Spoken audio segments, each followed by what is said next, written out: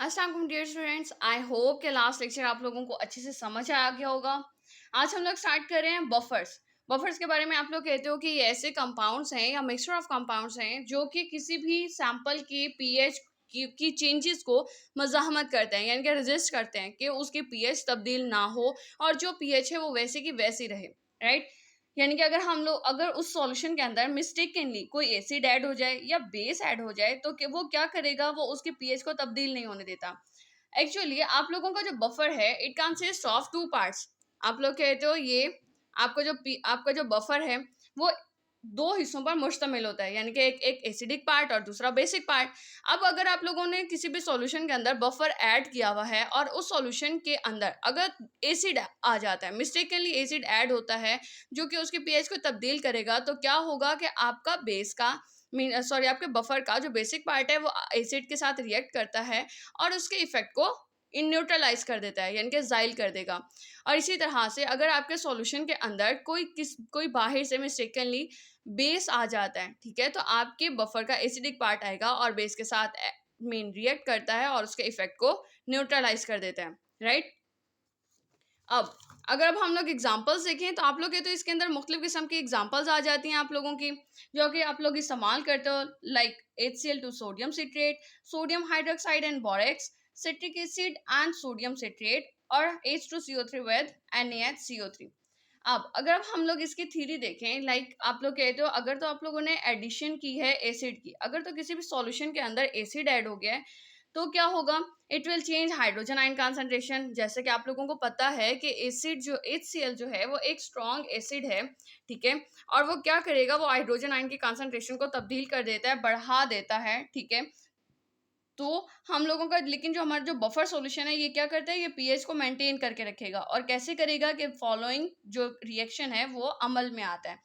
Acid आप लोगों ने डाला HCl, तो आपके बफर का बेस आकर HCl के साथ रिएक्ट किया और इसको वीक एसिड और सॉल्ट के अंदर तब्दील कर दिया।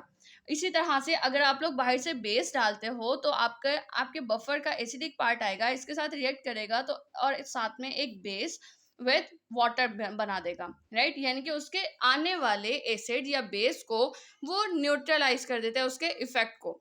राइट, हम लोग बफर्स को अपनी फार्मेसी में बहुत, यानी कि फार्मेसी फील्ड के अंदर बहुत जगहों पर इस्तेमाल करते हैं। फॉर एग्जांपल हम लोग बायोलॉजिकल इंडस्ट्रीज़ में इस्तेमाल करते हैं अगर हम लोगों ने अपने किसी भी प्रोडक्ट को महफूज करना हो, ठीक है, यानी कि प्रिजर्व करना हो अगर हम लोगों ने, तो हम लोग क्या करते हैं, हम अपने बायोलॉजिकल कंपाउंड्स और फ्लूइड्स की पीएच को प्रिजर्व करना चाह रहे हैं, यानी कि लंबे अरसे के लिए उसको महफूज करना चाह रहे हैं, तो फिर हम लोग इन बफर्स का इस्तेमाल करते हैं।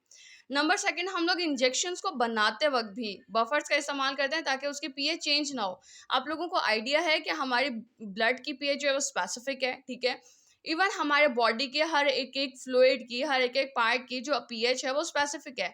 आप अपने मैदे की बात करते हो, स्टमक की बात करते हो तो वो एसिडिक है, जबकि आपका जो ब्लड है वो अल्कलाइन नेचर का है, ठीक है। तो अगर तो आपके इंजेक्शंस की पीएच ज़रा सी भी तब्दील हो जाएगी तो वो ब्लड में जाकर अच्छा खासा नुकसान कर सकती है।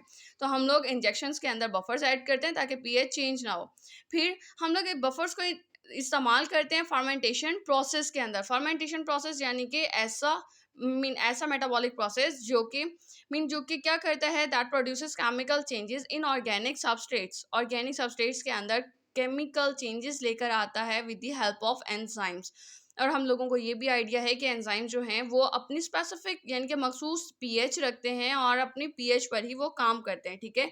उनकी पीएच अगर तब्दील हो गई तो एंजाइम्स काम नहीं करेंगे, ठीक है। तो हम लोग फर्मेंटेशन प्रोसेस के दौरान भी बफर्स का इस्तेमाल करते हैं। फिर बात आती है बफर्स की कि हम लोग बफर्स को कहाँ इस्तेमाल करते हैं, अगर हम लोग प्रिजर्व करना चाह रहे हैं या फिर रिस्टोर करना चाह रहे हैं एक्शन ऑफ एंजाइम्स को, तब भी हम लोग इसका इस्तेमाल करते हैं। और जब कभी हम लोग अपनी ड्रग्स को बनाते हैं, ड्रग्स की पीएच को बरकरार रखना चाह रहे हैं, यानी कि अपनी मेडिसिन या अद्वियात की पीएच को बरकरार रखना चाह रहे हैं, तब भी हम लोग बफर्स का इस्तेमाल करते हैं। राइट, नेक्स्ट टॉपिक हम लोगों का स्टार्ट होता है आइसोटोनिक सॉल्यूशन या फिर आइसोटोनिसिटी। आइसोटोनिक सॉल्यूशन को स्टार्ट करने से पहले we should know about that what is the semi permeable membrane and what is the osmosis. और ऑस्मोसिस क्या है? As the name indicates semi permeable membrane, semi यानी कि हाफ, परमिएबल यानी कि परमिशन देने वाली मेम्ब्रेन, जिसे आप लोग झल्ली कहते हो, ठीक है, बारीक सी झल्ली होती है। सेमी परमेबल यानी कि जो आधी इजाजत दे दिया, यानी कि सॉल्यूट विद सॉल्वेंट मिलकर आपका सॉल्यूशन बनाता है। लेकिन ये क्या करती है, ये मेम्ब्रेन सिर्फ सॉल्वेंट को तो इजाजत देती है कि उस मेम्ब्रेन के आर पार इधर उधर हरकत कर ले, लेकिन सॉल्यूट को इजाजत नहीं देती कि वो उस मेम्ब्रेन से अंदर बाहर हो सके। ठीक है। और सेकंड थिंग, आपके उसी सॉल्वेंट का हायर कंसंट्रेशन से लोअर कंसंट्रेशन की तरफ हरकत करना, यानी कि जहाँ पे सॉल्वेंट की मिकदार ज़्यादा है वहाँ से लोअर कंसंट्रेशन की तरफ जब वो हरकत करेगा इसी सेमी परमेबल मेम्ब्रेन से, ठीक है, इसी सेमी परमेबल मेम्ब्रेन के से इधर से उधर जब हरकत करेगा तो वो ऑस्मोसिस कहलाएगा। ठीक है। और इस ऑस्मोसिस को रोकने वाला प्रेशर जो है वो ऑस्मोटिक प्रेशर कहलाता है। राइट। सपोज अब हम लोगों ने क्या किया, हम लोगों ने एक ऐसी मेम्ब्रेन ली, यानी कि सॉल्यूशन फिल्ड मेम्ब्रेन ले ली, यानी कि एक ऐसी मेम्ब्रेन, एक ऐसी झिल्ली जिसके अंदर सॉल्यूशन भरा हुआ है। ठीक है। और हम लोगों ने उसको एक ऐसे सॉल्यूशन के अंदर रख दिया जिसके अंदर सॉल्ट की कंसंट्रेशन ज़्यादा है, सॉल्वेंट की कम है, यानी कि सॉल्यूट की मिकदार तो ज़्यादा हुई लेकिन सॉल्वेंट की कम है। तो अब हमारा सॉल्वेंट क्या करेगा, ज़्यादा कंसंट्रेशन से कम कंसंट्रेशन की तरफ हरकत करना स्टार्ट कर देगा इसी मेम्ब्रेन से, इसी मेम्ब्रेन के इसी मेम्ब्रेन के होते हुए। ठीक है। अब वो क्या करेगा, यहाँ से हरकत करेगा इस तरफ, उस टाइम तक हरकत करता रहता है जब तक अंदर की सॉल्वेंट विद सॉल्यूट रेशियो जो है वो बाहर के सॉल्वेंट विद सॉल्यूट रेशियो से बराबर ना हो जाए। राइट। ठीक है। दोनों के रेशियोज बराबर होने चाहिए, यानी कि हिस्से, अगर अंदर एक हिस्सा सॉल्यूट का है और दो हिस्से सॉल्वेंट के हैं तो बाहर भी एक हिस्सा सॉल्यूट का और दो हिस्से सॉल्वेंट के होने चाहिए। ठीक है। अब इसी इसी एक्सपेरिमेंट को मैंने यहाँ पे खोल कर बनाया कि यहाँ पे ये जो आप लोगों की इस तरह से थी, मैंने एक पार्ट ले लिया ऐसे करके। ठीक है। ये हिस्सा आपका आ गया कि जहाँ पर आप लोगों की कंसंट्रेशन सॉल्वेंट की ज़्यादा है। ठीक है। और ये मेम्ब्रेन के बाहर वाला हिस्सा आ गया जहाँ पे सॉल्वेंट की कंसंट्रेशन कम और सॉल्यूट की ज़्यादा है। आपका सॉल्वेंट यहाँ से इस तरफ को हरकत करना स्टार्ट कर देगा। ठीक है। और उस टाइम तक हरकत करता है जब तक कि आपकी जो सॉल्यूट की कंसंट्रेशन विद सॉल्वेंट जो है अंदर बाहर दोनों की बराबर ना हो जाए। अच्छा, अब आप लोग कहते हो कि if a solution is placed behind a membrane, अगर तो आप लोग सॉल्यूशन जो एक सॉल्यूशन को is placed behind the membrane that is permeable only a solvent molecules, ऐसी मेम्ब्रेन के पीछे रख देते हो जो कि सिर्फ सॉल्वेंट मॉलिक्यूल्स को परमिशन देती है हरकत करने की और वो सॉल्यूट का हरकत करने की परमिशन नहीं देती, यानी कि सेमी परमेबल है। तो ऑस्मोसिस होगा वहां पर, कैसे कि occurs as the molecules of the solvent passes through the membrane, वहां से हरकत करना शुरू कर देंगे। और अगर तो अब हम लोग इसके अंदर सॉल्यूशन फिल्ड मेम्ब्रेन प्लेस कर देते हैं एक ऐसे सॉल्यूशन में जिसके अंदर जो है उस सॉल्यूशन के अंदर हायर कंसंट्रेशन है सॉल्यूट की, जबकि अपने अंदर सॉल्यूशन की निस्बत। ठीक है। यानी कि उसके अपने अंदर जो है वो सॉल्यूट की कंसंट्रेशन कम है बनिस्बत इसके कि जो बाहर कंसंट्रेशन है। ठीक है। फिर आप लोग कहते हो कि पासेस, अच्छा, जो आप लोगों का अब जो सॉल्वेंट है can pass in the direction in any direction, किसी भी डायरेक्शन के अंदर वो मूव करना स्टार्ट कर देता है। Passes into the more concentrated solution, जहां पर ज़्यादा सॉल्यूट की मिकदार है सॉल्वेंट की कम है वहां पर हरकत करेगा जब तक कि इक्विलिब्रियम पैदा ना हो जाए। ठीक है। On both sides of the membrane the pressure responsible to prevent the osmosis is termed as osmotic pressure. ऐसे प्रेशर को जो कि ऑस्मोसिस को रोकता है उस प्रेशर को आप लोग ऑस्मोटिक प्रेशर कहते हो। अब आइसोटोनिक सॉल्यूशन के अंदर आप लोगों के पास दो चीजें लास्ट में आप लोग देखते हो, एक ऑस्मोटिक प्रेशर और दूसरा आयंस कंसंट्रेशन या सॉल्ट कंसंट्रेशन। अगर तो किसी भी दो सॉल्यूशंस का ऑस्मोटिक प्रेशर सेम है, ठीक है, तो वो आइसोटोनिक होगा। ठीक है। और इसी तरह से अगर तो दो सॉल्यूशंस का आयन कंसंट्रेशन या सॉल्ट कंसंट्रेशन सेम है तो वो आइसोटोनिक सॉल्यूशन कहलाएगा। अब इसके अंदर मजीद ये कि एक जो सॉल्यूशन है it should be of tear, यानी कि वो टीयर्स हो, आंसू हो, या ब्लड हो, बॉडी फ्लूइड हो, या फिर आपका जो है वो 0.9% NaCl सॉल्यूशन हो। यानी कि इन दो सॉल्यूशंस के अंदर एक सॉल्यूशन 0.9% NaCl होना चाहिए, या टीयर्स होने चाहिए, आंसू होने चाहिए, या ब्लड होना चाहिए, या फिर बॉडी फ्लूइड होना चाहिए। ठीक है। और दूसरा कोई भी कंपैरेटिव सॉल्यूशन आप लोग ऐड कर सकते हो। और अब दो सॉल्यूशंस का अगर ऑस्मोटिक प्रेशर सेम है तो आइसोटोनिक है, दोनों का अगर आयन कंसंट्रेशन सेम है या सॉल्ट कंसंट्रेशन सेम है तो वो आइसोटोनिक है। अब आप लोग बात करते हो कि अगर तो body fluids including blood and tears have an osmotic pressure equal to that of 0.9% NaCl solution, उसके बराबर है, या फिर आप लोग ये कहते हो कि 0.9% solution is isotonic to the body fluids, 0.9% solution जो है आपके बॉडी फ्लूइड्स के साथ आइसोटोनिक है। आइसोटोनिक सॉल्यूशन जो होगा, हम लोग उसको कैसे कह सकते हैं कि अगर तो दो सॉल्यूशंस को हम लोग मवाजना कर रहे हैं और उसका सेम ऑस्मोटिक प्रेशर है और सेम आयन कंसंट्रेशन है, then it will be called as isotonic solution. और अगर तो आप लोग कहते हो कि सॉल्यूशंस के अंदर लेस आयन कंसंट्रेशन है एज कम्पेयर, और ऑस्मोटिक प्रेशर भी कम है as compare to the comparative, यानी कि जिसके साथ मवाजना कर रहे हो उसके साथ, तो वो हाइपोटोनिक सॉल्यूशन कहलाएगा।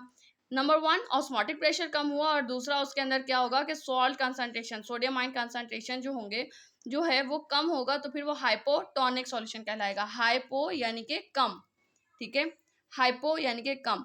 सेकंड वन, हाइपर, अगर तो अब ऑस्मोटिक प्रेशर ज्यादा है, जिसको कंपेयर कर रहे हो, अगर तो उसके अंदर मीन उसका प्रेशर, ऑस्मोटिक प्रेशर भी ज्यादा है, ठीक है, और दूसरे के कंसंट्रेशन ऑफ आयंस भी अगर उसके ज्यादा हैं, then it will be called as hypertonic solution.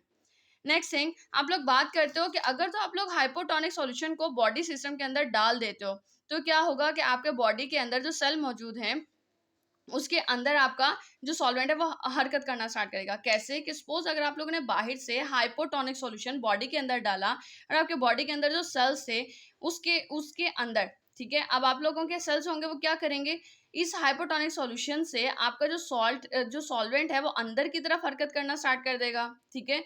क्यों? क्योंकि बाहर सॉल्वेंट की कंसंट्रेशन ज्यादा है, बाहर से अंदर की तरफ जाएगा, और ये जो है कंसंट्रेशन यानी कि अंदर जाते जाते वो फूलता फूलता फूलता फूलता बस्ट यानी कि फट गया। इसी तरह से अगर आप लोगों ने बाहर से हाइपरटोनिक सॉल्यूशन डाल दिया, यानी कि एक ऐसा सॉल्यूशन जिसके अपने अंदर मीन सॉल्यूट की कंसंट्रेशन ज्यादा है एज कंपेयर टू सॉल्वेंट के, ठीक है, तो क्या होगा कि अंदर से सॉल्वेंट बाहर की तरफ आना स्टार्ट कर देगा, और वो अंदर से बाहर आते आते आते आते आपका सेल जो श्रिंक हो जाएगा, यानी कि सिकुड़ गया, ठीक है, वो भी खराब हो गया, राइट। इसके बाद आप लोग कहते हो, आप लोग कह रहे हो यहाँ पर कि hypertonic solution added to the body system will have a tendency to draw water from the body tissues, कि अगर तो आप लोग हाइपरटोनिक सॉल्यूशन डालते हो अपनी बॉडी के अंदर, तो उसके अंदर इतनी ताकत है कि आपके बॉडी टिश्यूज में से वाटर को बाहर की तरफ निकाल दे और वो श्रिंकेज हो जाए, यानी कि सिकुड़ जाए। आप लोग इन सॉल्यूशंस को अपनी मीन बहुत सारी जगहों पर इस्तेमाल करते हो for application to mucous membranes and solutions for ophthalmic use, यानी कि आंख की प्रिपरेशंस बनाने के लिए, यानी कि आई ड्रॉप्स को बनाने के लिए must be made isotonic with tissue fluids to avoid pain, दर्द से बचने के लिए आप लोग उनको आइसोटोनिक बनाते हो, और इरिटेशन बेचैनी से बचने के लिए। और मोस्ट कॉमनली जो हम लोग आइसोटोनिसिटी मॉडिफायर्स इस्तेमाल करते हैं, यानी कि आइसोटोनिसिटी को बढ़ाने वाले, वो डेक्सट्रोज होता है या फिर सोडियम क्लोराइड होता है।